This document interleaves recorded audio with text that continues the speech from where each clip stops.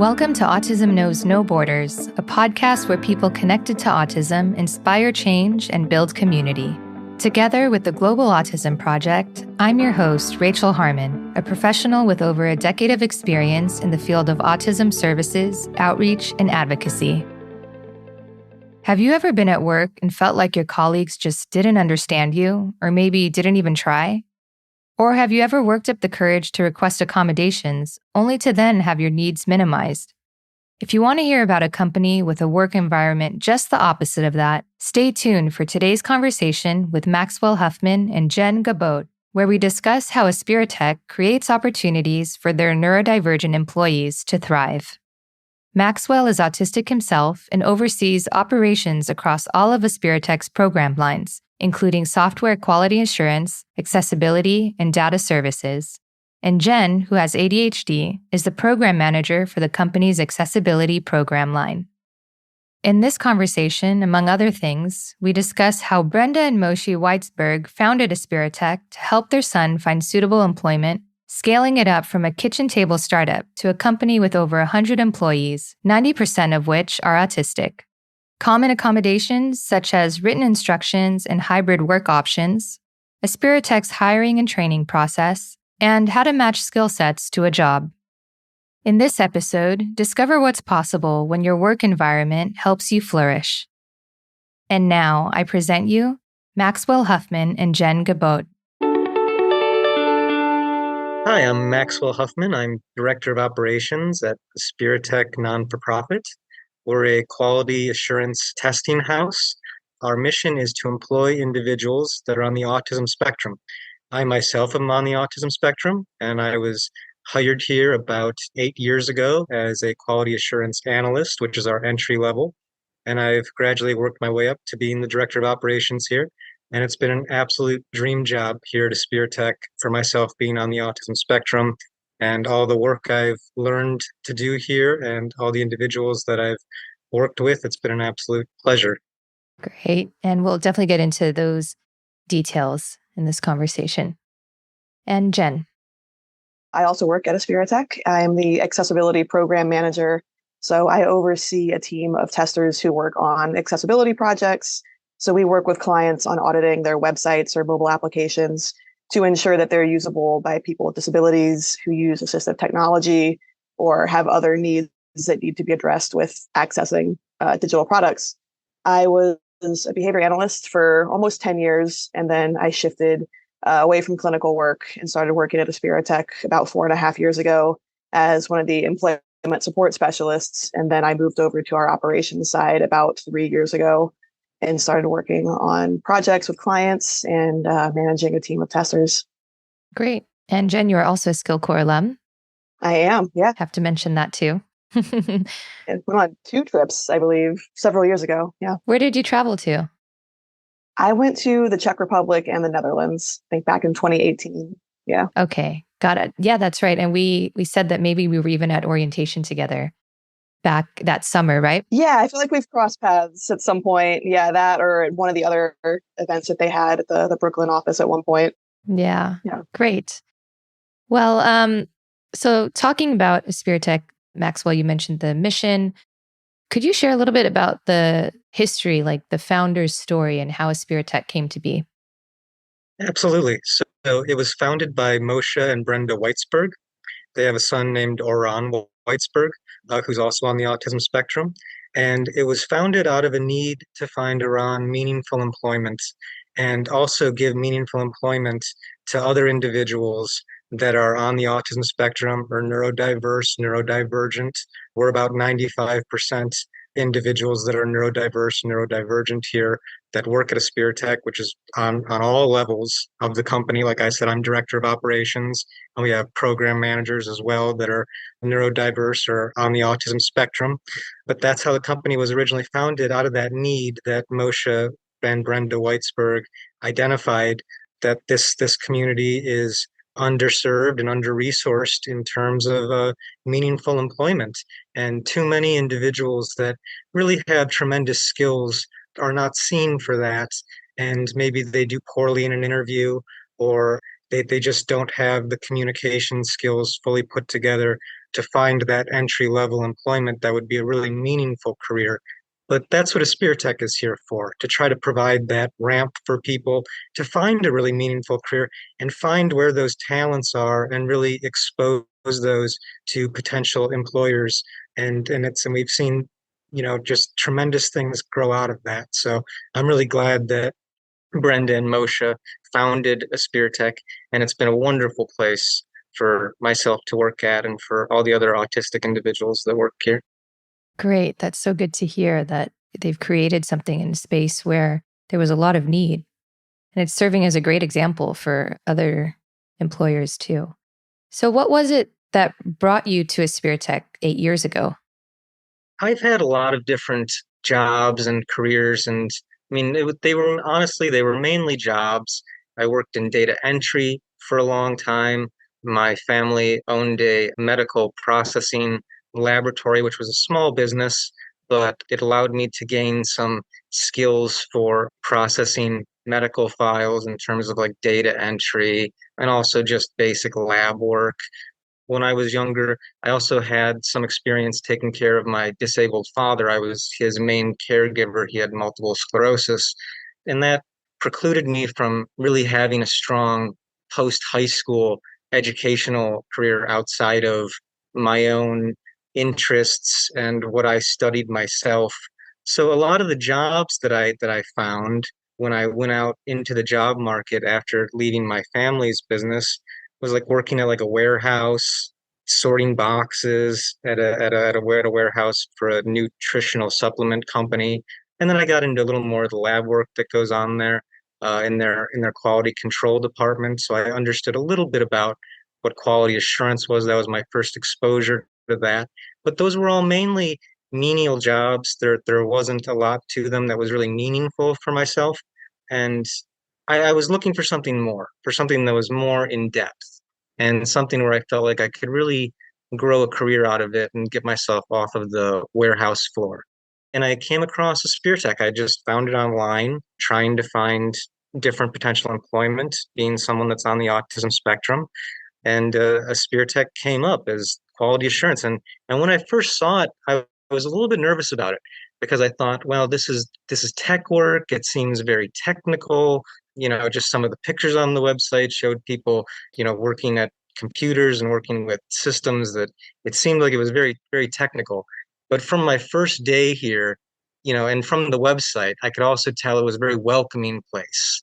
And they talked about things like having sensory rooms for when you get overwhelmed and the environment is overwhelming you with sensory overload.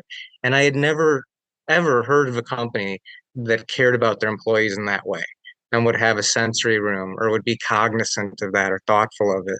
So, I got past my fear that this might be too technical for me, and I joined the training for Spiritech. I applied and the training course, I believe it was 1 week long, and there were about 8 other individuals in the group, I believe, and we were all on the autism spectrum, which was fascinating for me because I had never been, at least not since high school, really, and probably even then, never in a room where it was entirely all people that were on the autism spectrum, just like myself.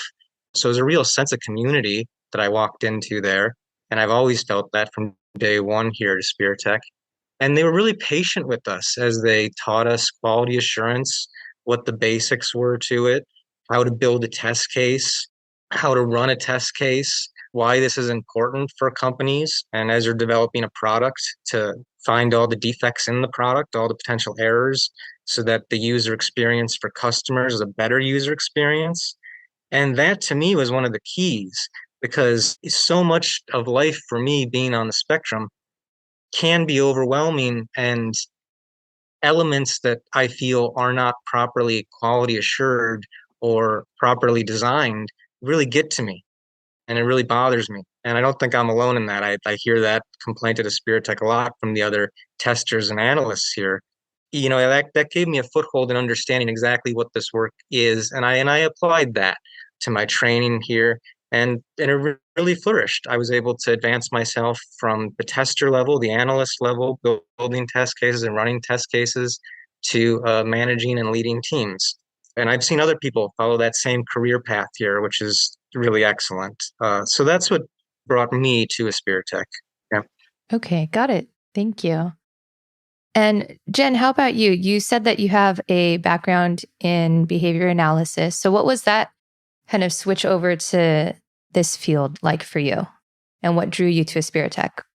Yeah, it was actually an easy transition. I'd been considering getting out of clinical work for a long time. I'd been doing it since before I graduated college. I started working in ABA when I was like 22, and I got my master's, and I was in the field for a while. And I was just feeling kind of burned out, and I was looking for something different. And I happened across Aspiritech when I moved back to Chicago in 2018, and I kept in touch with them until they had a position open. So I came in as one of the employee support specialists, which, there were a few of us on staff who were, kind of here to help folks with some executive functioning things, acclimating to the work environment, helping with organization, prioritization, communicating with other staff members, the leads, the clients. So the ESS staff sort of steps in and helps out in those areas, helps out with accommodations. So that's what I sort of stepped into. And it helped that I had the background that I did because I knew about accommodations and accessibility and sensory needs and all those things, that executive functioning stuff. So all that stuff that kind of goes along with working with folks on the autism spectrum. And at the time, we were still working in the office. So when you add that into it, there's a lot of other stuff that can be thrown at you. You never know what to expect when you're in the office. We were in downtown Chicago, so people were traveling in on public transit. So sometimes folks could come in being really anxious because their commute was really terrible and they were late, and that kind of threw off their whole day.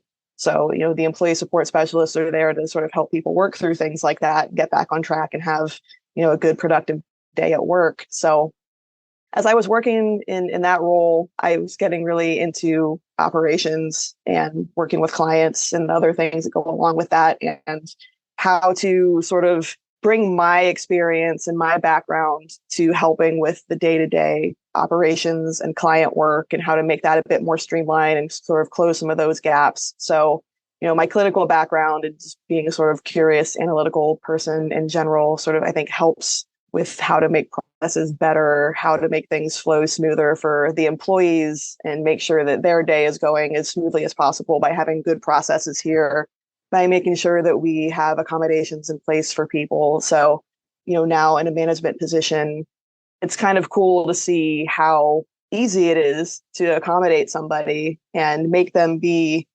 productive and independent and empowered on their own.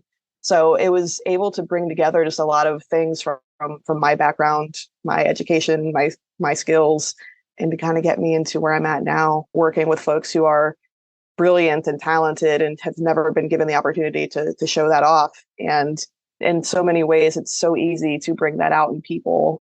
I think accommodations is a terrifying word to a lot of people for some reason in other fields, in HR and management. And accommodations can be the simplest thing, the simplest change in environment for somebody that doesn't cost anything or take any time. But that one little change can bring out so much in a person. And so many other companies are missing out on incredible talent because they're so afraid of those simple changes. Hi there, Rachel here. If you're enjoying this episode and you don't want to miss part 2, where we'll talk about digital accessibility for neurodivergent individuals, be sure to hit the subscribe button. It'll help you stay up to date, and it'll also help us to continue to bring you great guests like Jen and Maxwell. And now, back to the conversation. Can you give some examples of what some common accommodations people request for are? Honestly, a really common one that I have with the group that I work with is just giving them priorities to work on, especially like in downtime when we're just sort of working on internal processes. I will send folks a list of things that I think would be helpful for them to work on and put it in a priority, 1 through 5, like these are the things that you should work on. Something that takes me 2 minutes can give somebody a week of things to work on. So it's such a simple thing to do for somebody to help them be productive and remain focused. Another one is just things like sending out agendas before a meeting and then following up with something in writing about what we talked about, having Slack reminders. Sorry, just that one example you gave about the agenda. could be beneficial for everyone, right? Like, Yeah. even if you're neurotypical, like just having that kind of consistency and continuity will just help everything flow better. Oh, yeah, absolutely. Definitely. So, yeah, that's something that we try to do a lot, sending things out ahead of time, following up in writing. We use Slack for our communication, and it's really easy to automate on Slack, like put automated reminders in some of the channels. So, just really simple environmental changes that make such a difference for people. For some of the projects, when we have a lot of test cases to run, the leads will just assign test cases to people so that they don't have to figure out what things they need to work on. So, just little things that take a couple minutes out of somebody's day help somebody else be productive for hours, if not days. It's great. Just little tweaks like that. Yeah.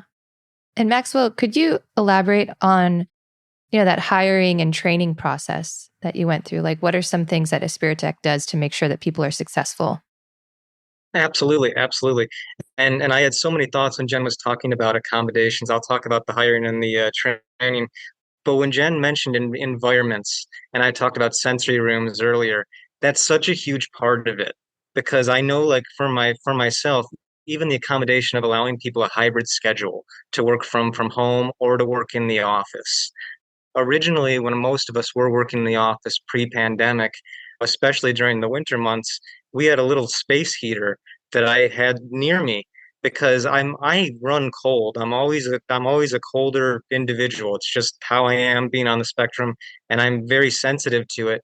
And I work better if I'm in an environment that's heated properly. Like I remember in school, that was a huge thing for me, and in other work environments that I was at.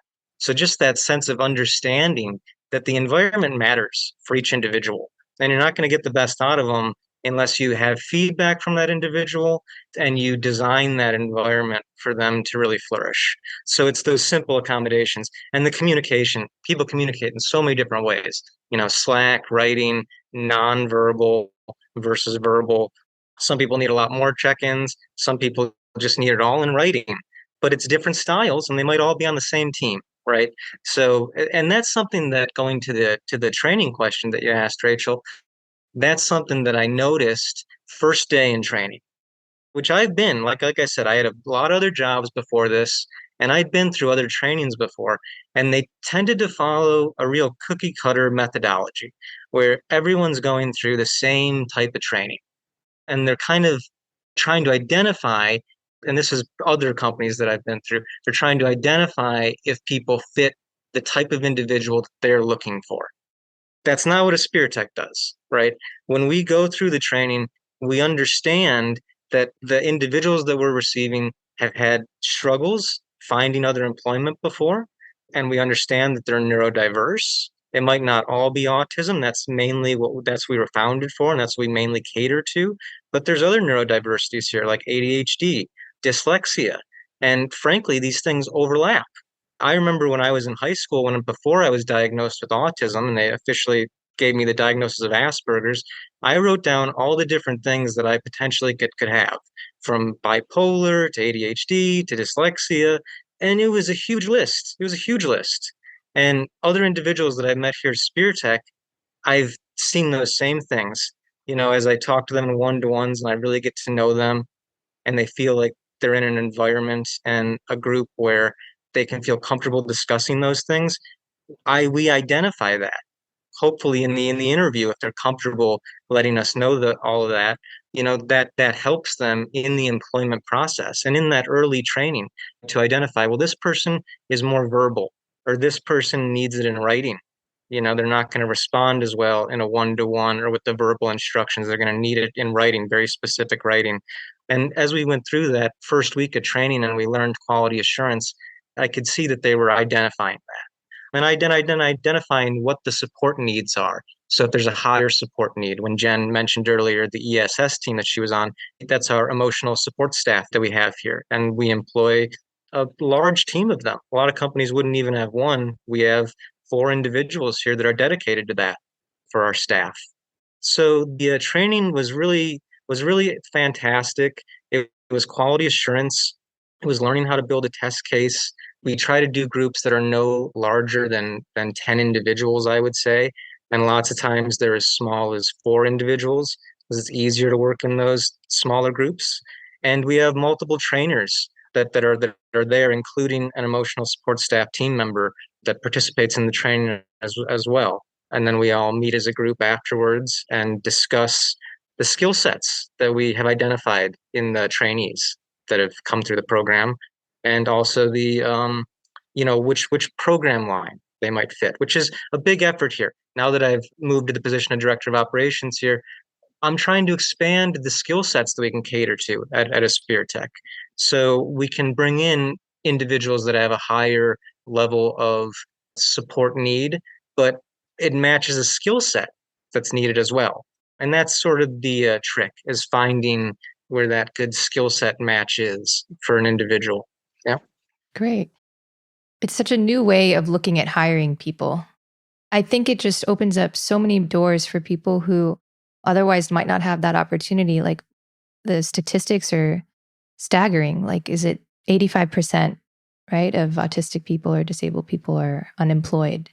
Right, yeah. Right.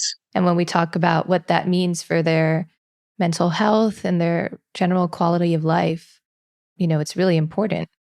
Absolutely. Yeah, absolutely. And I would add to what Maxwell was saying is that most of the folks who we brought on board and who work here had no experience in quality assurance prior to coming here. So the training that we give is usually their first experience or exposure to QA.